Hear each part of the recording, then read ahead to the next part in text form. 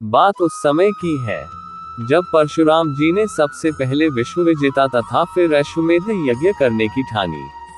पहले परशुराम जी ने समस्त पृथ्वी पर अपना आधिपत्य बना लिया, फिर विश्व विजेता यज्ञ संपन्न कराया, फिर इसके बाद सबसे बड़े यज्ञ अश्वमेध की तैयारी करी। ये यज्ञ समूची धरती के स्वामी का यज्ञ था, तो इसे विशाल स्तर पर होना था। यज्ञ में सभी ऋषि मुनि तथा छोटे बड़े राजा आए। यज्ञ के मुख्य अतिथि ऋषि कश्यप थे। यज्ञ के संपन्न होने के बाद अब दक्षिणा देने की बारी थी। परशुराम जी ने यज्ञ पूरा होने के बाद सबसे पहले ऋषि कश्यप से पूछा कि उन्हें दक्षिणा में क्या चाहिए। ऋषि कश्यप चाहते थे कि परशुराम युद्ध से दूर रहे।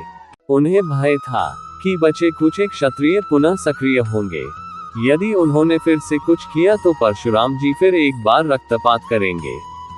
ऋषि कश्यप ने परशुराम जी से कहा कि मुझे आपके द्वारा जीती हुई सारी धरती चाहिए। परशुराम जी ने सातों द्वीप वाली धरती ऋषि कश्यप को दान कर दी।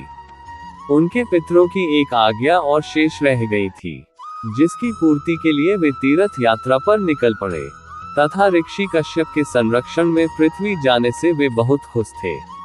अब यज्ञ करने वाले शेष ब्राह्मणों को भी दक्षिणा देनी थी। समूची धरती तो ऋषि कश्यप की हो चुकी थी, उनको परशुराम जी क्या देते। कश्यप मुनि ने इसका समाधान निकाला तथा उन्होंने यज्ञ के लिए सोने से बने वैदिक कुंड को कई भागों में तोड़कर उन ब्राह्मण को दान दे दिए। कश्यप ऋषि ने प्रसन्न होकर परशुराम जी को सिर्फ आशीर्वाद ही नहीं दिया, बल्कि भगवान विष्णु का एक अमोघ मंत्र भी दिया। फिर कश्यप ऋषि परशुराम जी से बोले कि तुमने अब ये पूरी धरती मुझे दान कर दी है, अतः तुम अब इस धरती में एक पल के लिए भी नहीं रह सकते। शीघ्र यहाँ से कहीं और चले जाओ। इसके बाद वह दक्षिण की ओर चले गए तथा सह्याद्री पर्वत से उन्होंने समुद्र में अपना फरसा फेंककर समुद्र से कहा कि समुद्र में जहाँ तक उनका फरसा गया है वहां तक समुद्र पीछे हटे। परशुराम जी की बात मानकर समुद्र ने एक लंबा तटवर्ती क्षेत्र खाली कर दिया।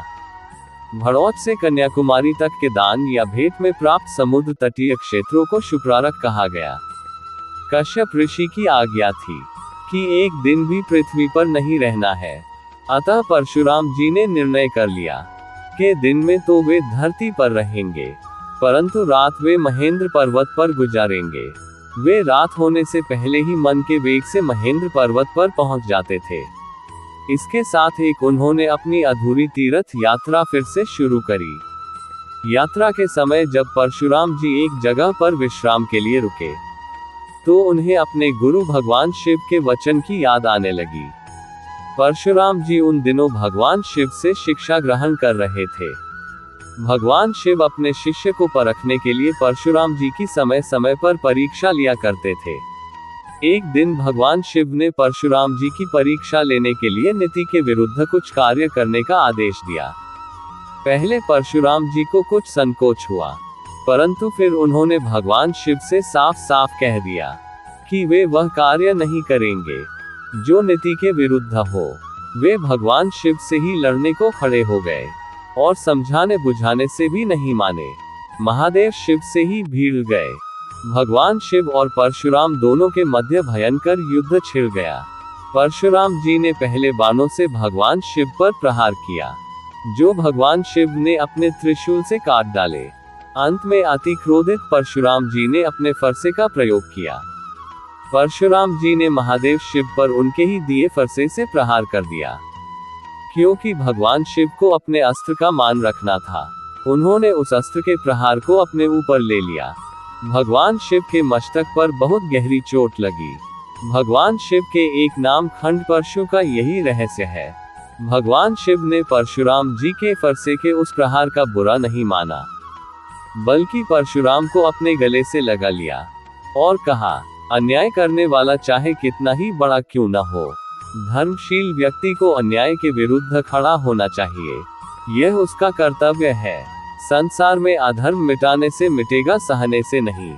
इसके बाद भगवान शिव ने नैतिक उपदेश देते हुए परशुराम जी से कहा कि केवल धर्म, तप, जप, दान, व्रत, उपवास धर्म के लक्षण नहीं है। अन्याय अधर्म से लड़ना भी धर्म साधना का एक हिस्सा है। अगर आपको ये कहानी पसंद आए तो प्लीज चैनल को सब्सक्राइब, वीडियो को लाइक शेयर कमेंट जरूर करें।